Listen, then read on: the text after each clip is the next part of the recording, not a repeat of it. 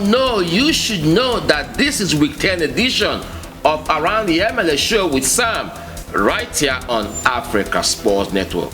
You should also know that LAFC is the only unbeaten team this season in the MLS. You should also know that LAFC are a step closer to the finals of the Champions League after their 1-1 away draw at Philadelphia Union. You should also know that Kellyan Acosta was the scorer for LAFC in that Champions League matchup against Philly Union. You should know that San Diego is about to become 30th MLS franchise here in the Major League Soccer. Welcome to week 10 edition of Around the MLS show with Sam, right here on Africa Sports Network. I take a short break. When I come back, we're gonna start. Don't need no cell, mate, don't say your phone.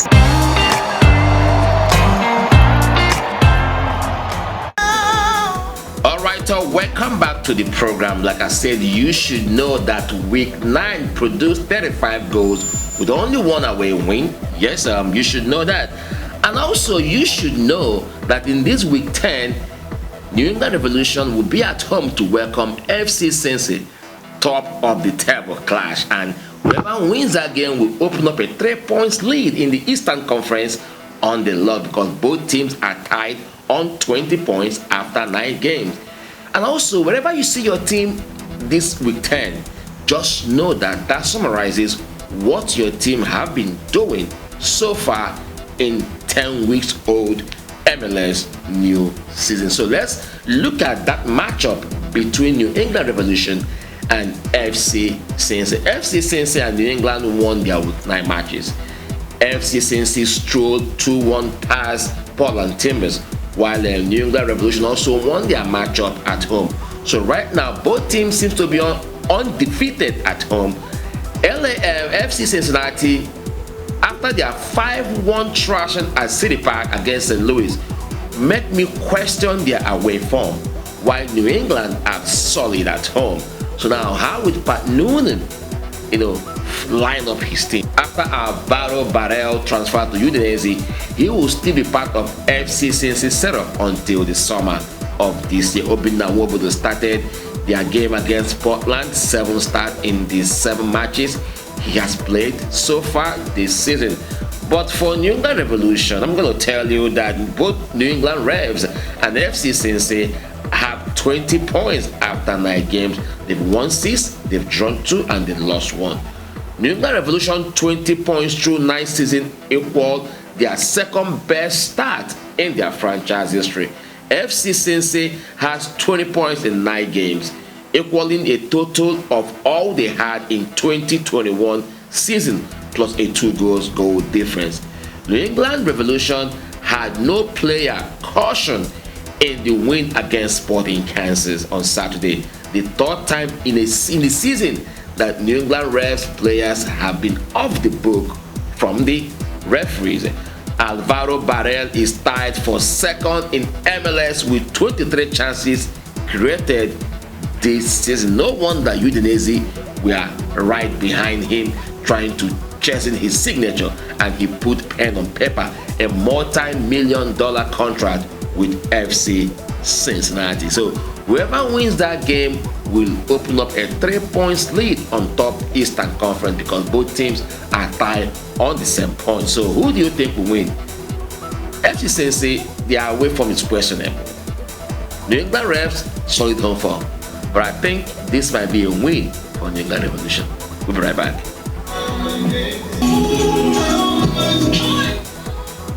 Only you know how much I do in this game between DC United at home against Charlotte Football Club. DC and Charlotte, both teams won their week 9 matches. DC, I think they are the only team to win on the road in week 9. They beat Orlando by 3-1. Charlotte had a home win, 1-0 home win over Columbus Crew, and their goal was exquisite, that Polish connection. For DC United, I'm going to tell you things you should know about that matchup. When you look at where they stand in Eastern Conference, DC are 11 points from 9 games. Charlotte FC are 11th, 9 points from 9 games, and that seems to be average of 1 point per game for Charlotte Football Club. For DC, Despite the fact that both teams won their week 9 matches, DC have won consecutive matches for the first time since 2022. Charlotte kept a clean sheet for the first time this season in their 1-0 win against Columbus Crew. So it will be an interesting game between Charlotte FC on the road against Wayne Rooney's DC United.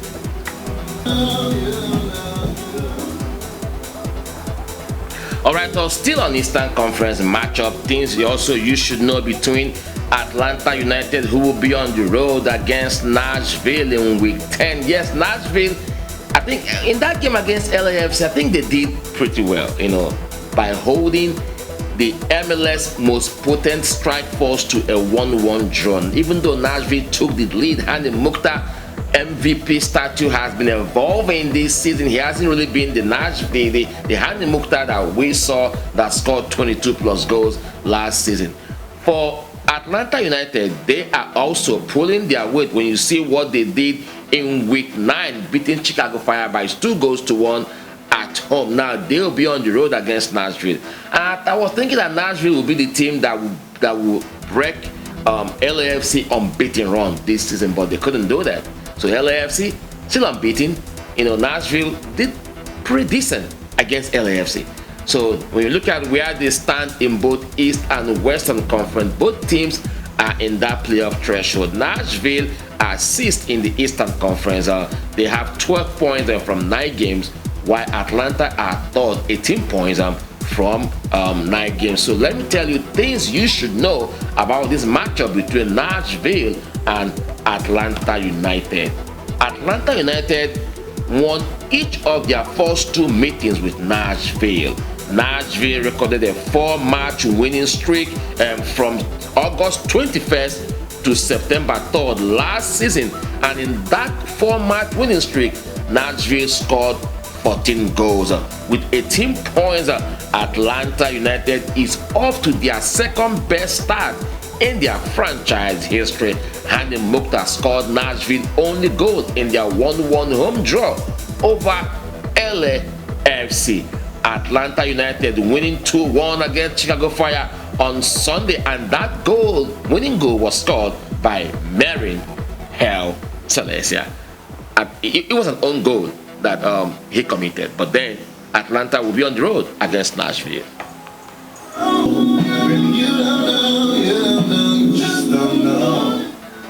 Alright, you should know about things that would happen between Columbus Crew and Inter Miami. Both teams lost their week 9 matches. Inter Miami lost on the road here against Houston Dynamo, as Dynamo won 4 games at home without conceding a goal, while Columbus Crew were beaten 1-0 on the road also at Charlotte Football Club. So both teams losers in week 9, which trying to bounce back from that disappointment. For Columbus Crew, like I told you, 2 teams lost their week 9 matches. Columbus Crew, they are unbeaten in 10 straight home matches. They've won 6 and they've drawn 4. Inter Miami has lost each of their first 4 away matches this season. What a terrible home record for Phil Neville, Inter Miami. Lucas Zelarayan, the striker of Columbus Crew, has been involved in 5 goals this season for Columbus Crew.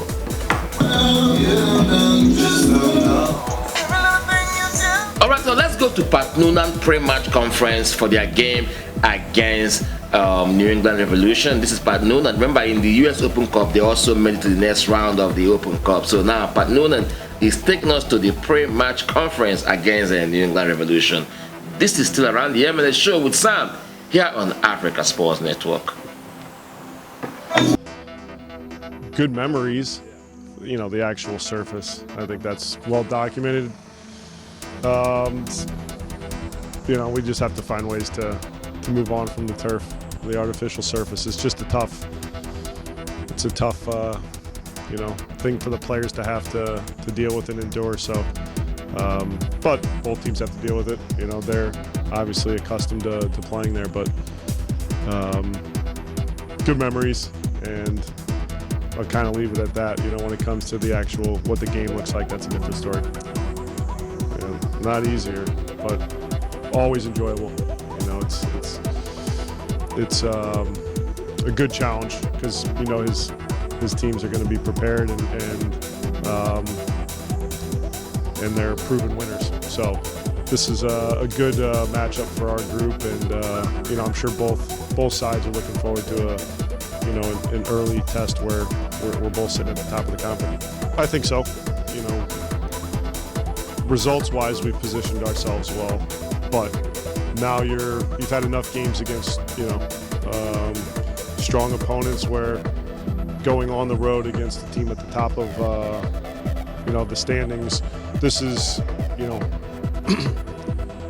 this will be a good indication of the growth of our group in terms of performance, but also how we go on the road and perform to try to continue to create separation and be a team that's at the top of the conference. So I think our guys understand where we're at and what's going to be needed on the night to be successful. But I just want to see a courageous performance from our guys when we step on the field. You don't know. That was Pat Noonan in his pre-match conference in their game against New England Revolution at the Gillette Stadium. Alright, this is still Around the MLS show with Sam here on Africa Sports Network. Let's go to the game between Sporting Kansas and CF de Montreal. Sporting Kansas, you don't know, or you should know, that they are yet to win a game this season, and it has strayed to the 9th game, to the 10th game, I beg your pardon. So let's see if playing at home this weekend will give them the much needed victory. Sporting Kansas, they need all the good vibes they can get this weekend of week 10. When you look at the absence of the Nigerian striker William Magada, that is really telling on the team. Like I told you during the review of my week 9 matches, Sporting Kansas, they build from the back slowly, and that has affected them in how they play. When you build from the back slowly, it affects the way you play, and that means that Sporting Kansas are scoring fewer goals. Now against CF de Montreal, that won for the first time in as many games in week 9, which gave them relief pressure from non-winning of games. Now they are on the road, and Sporting Kansas, they need to win this weekend to relieve that pressure which has gotten to boiling point. When you look at where CF de Montreal are, CF de Montreal are dead or rock bottom in the Eastern Conference. Sporting Kansas are also rock bottom. So this is listen.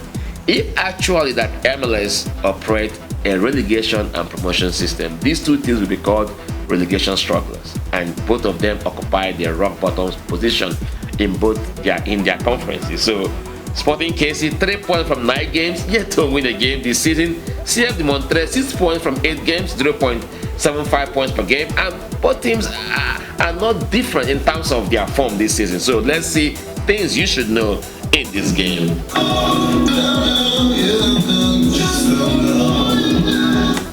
Yes, you should know that this game between Sporting Kansas and CF de Montreal is the first time these two teams are meeting since March 30th, 2019. In that game, Sporting KC trashed CF de Montreal 7-1. Sporting Kansas has 3 goals in their 9 MLS matches this season, the fewest ever by any team in the MLS. CF de Montreal scored its second league win of the season with a 2-0 home win over Red Bulls at the Stadio Saputo in week 9. That victory relieved pressure that was already at the boiling point at Stadio Saputo. Johnny Russell scored his first goal of the season in a 2-1 loss to the Revs at Gillette Stadium, finishing a free kick from Daniel Shalhoub with his right foot. It was Johnny Russell's 50th MLS goal. Alright, what a legend he is for Sporting Kansas and the MLS.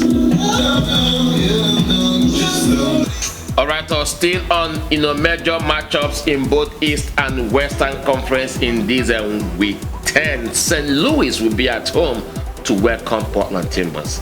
St. Louis and Portland Timbers we are beating 2-1 away from home at FC Cincinnati.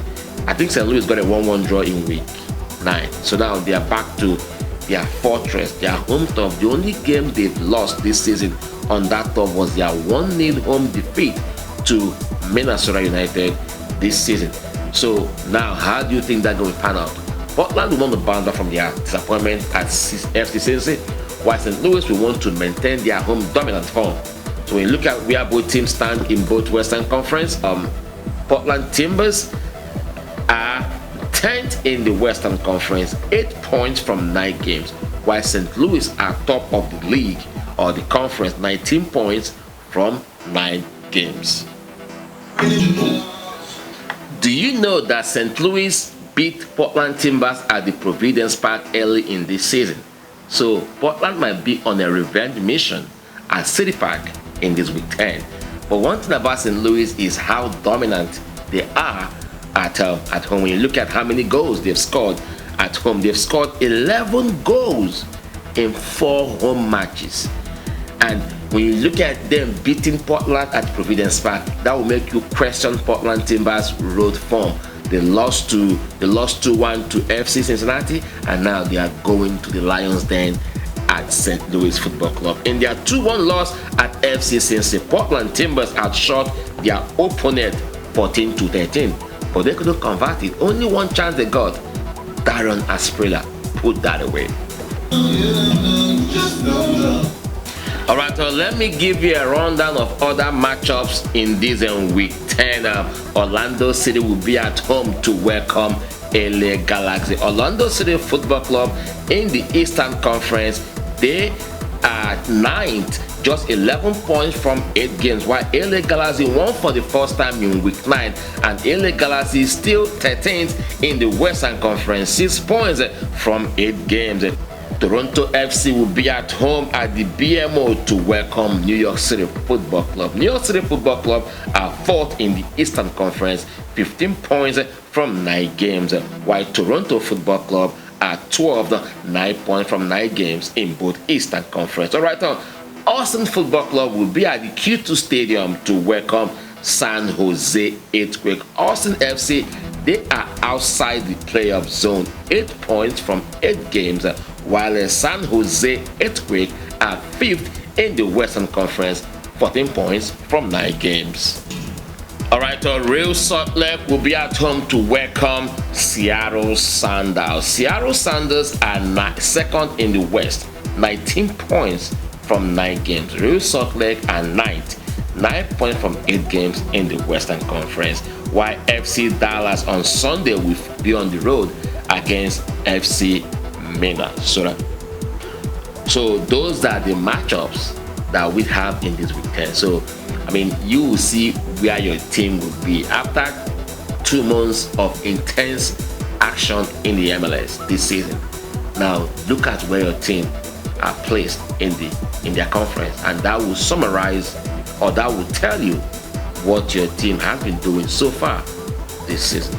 Alright, on this note, we come to the end of this edition of Around the MLS Show with Sam here on Africa Sports Network. Make sure you subscribe to my YouTube channel and follow me on all my social media platforms. My name is Sam. Thanks for watching.